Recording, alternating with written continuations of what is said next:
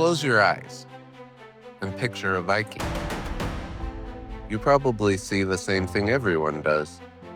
Tall, pale, blonde hair under a steel helmet, a shield wall thundering forward as horns blare and ravens circle the sky. It's an image we've inherited, passed down by textbooks, TV dramas, even political movements that claim the Norse as their ancestors of purity. But that image, that clean, uniform picture of a people carved from one mold, is a lie. History rarely rewards simplicity. And when you look closely, you find that the Vikings, these so-called warriors of blood and ice, were not a singular story. They were a mosaic, a collision of cultures, a reminder that strength has never come from sameness.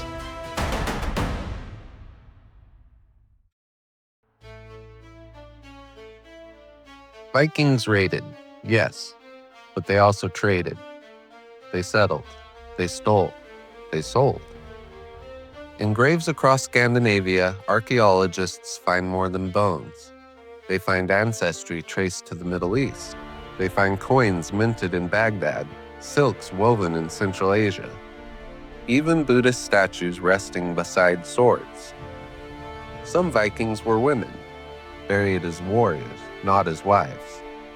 Some were Muslims, carrying their prayers into the northern cold.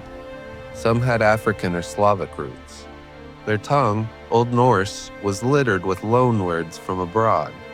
Even their myths, the sagas we love to romanticize, weren't static. They bent, borrowed, and remade themselves with every encounter overseas. To be Viking wasn't to be one thing. It was to be many things at once.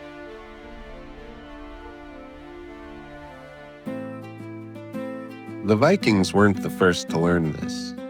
Rome had written the playbook centuries before. You do not rule by crushing people's gods. You rule by inviting them inside. The Roman Empire didn't just conquer land, it absorbed cultures.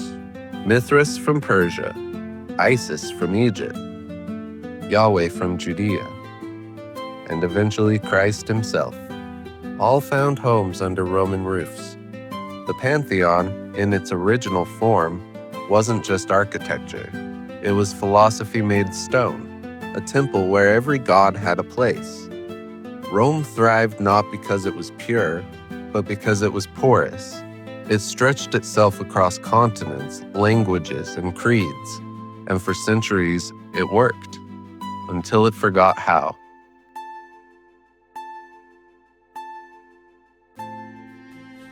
The lie of purity is tempting. It whispers of safety, control.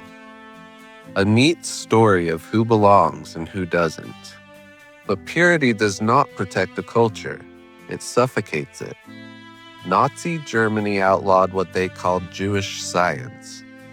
They exiled their greatest minds and lit bonfires of books. Stalin's Soviet Union purged its intellectuals, rejected genetic science because it wasn't ideologically pure. And while their enemies borrowed freely, welcomed exiles, fused traditions, and created, Germany and Russia fell behind. Homogeneity became a prison. Their obsession with purity left them weaker, not stronger.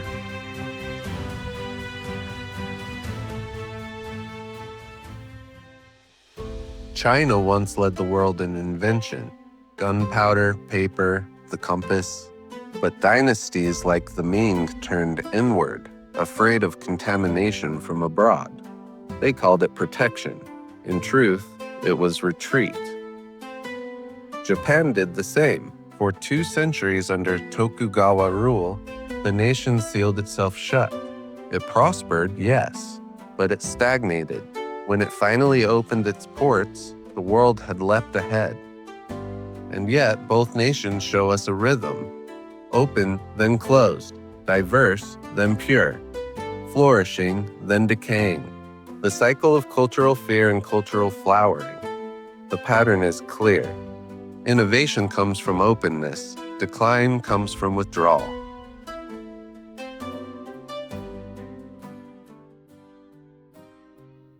And then, America. We love to tell ourselves the story of the melting pot, e pluribus unum, out of many, one. But the story we tell isn't the story we live. Because intolerance didn't vanish when the boats docked. It clung to the laws, the maps, the syllabi, the syllables. The accents we mocked, the stories we elevated or erased. We forget that jazz was once dismissed as noise, that Yiddish theater became the bones of Broadway, that Vietnamese refugees, seen as a burden, revived neighborhoods across the country. We preach unity while quietly enforcing uniformity. And uniformity is not unity. It is amnesia. Homogeneity is not safety. It's stagnation. Ideas don't grow in echo chambers. Art doesn't flourish under censorship. No society in history has stood the test of time by closing its doors. And the Norse themselves prove it. They didn't thrive because they were fierce. They thrived because they were open, taking tools, gods, and lovers from far beyond their fjords. And like Rome, like America, they only faltered when they forgot. Strength has never been sameness. Strength is contradiction. So the next time someone sells you purity as strength, tell them this. Even the fiercest warriors wore silk. Even the loudest empires spoke in many tongues. Even the most brutal raiders shared their beds with strangers from strange lands and raised children who became something new. That is not weakness. That's history. That's who we are.